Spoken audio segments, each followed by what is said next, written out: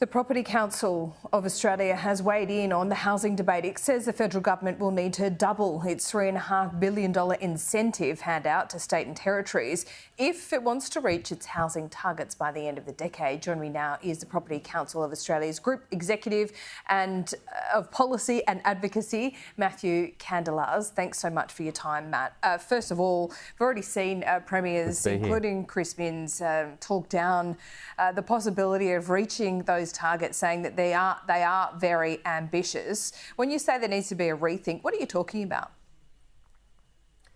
Yeah, look, first I might just say that the setting of targets first and foremost is a great thing. That's something we've been calling for a long time. It sounds very simple, but to set a clear national housing target is critically important. You can't manage what you can't measure. What we've called for in our pre-budget submission is a doubling of the incentives payable to states and territories if they do deliver their share of these housing targets.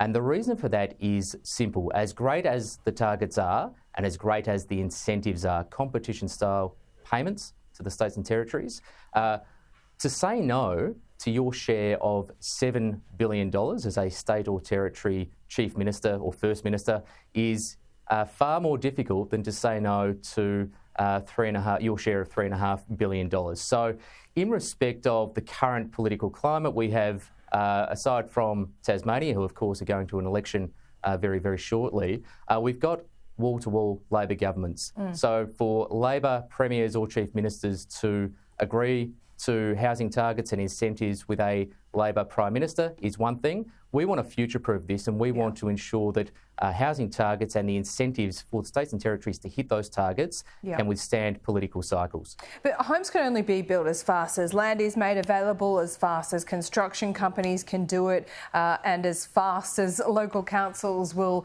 approve DAs and the like. How will that incentive from the federal government have a knock-on effect, do you think? I mean, how's that going to change all those big things that are impediments at the moment? They are impediments, they're huge impediments. So putting $7 billion on the table means that states and territories really will need to double down on how they action and how they deliver against these targets. So that is fixing our broken state and territory planning systems that have failed us for too long, and it means cutting through the red tape to ensure that we can deliver these homes. So there has been a lot of talk about these targets and whether they are too ambitious. We welcome ambition. We lament the political class for lack of ambition at times. So when they show ambition, we should get behind that and really do whatever we can as an industry to help them. But really, you're right, the states and territories need to deliver these targets. Having $7 billion on the table, if that doesn't incentivise them, then nothing will. Sure. I spoke to Chris Minns at length about this yesterday. You know, I spoke to him about taxes that he could perhaps look at in the construction phase. I spoke to him about perhaps mayors that are a little rebellious at this point. What do you think should be done in New South Wales that isn't being looked at the moment?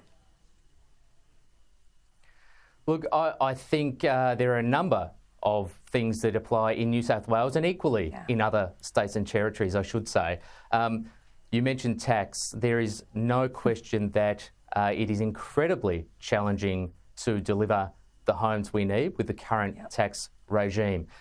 Between 20 and 40 cents in every dollar of the purchase price of a home goes to taxes in some way, shape or form. That needs to change. At a federal level, we have seen, and it's in the Senate at the moment, before the Senate, thin capitalisation legislation, which is broadening. Where's that up to? It seems to have stalled. Broadening the base of tax. Yeah.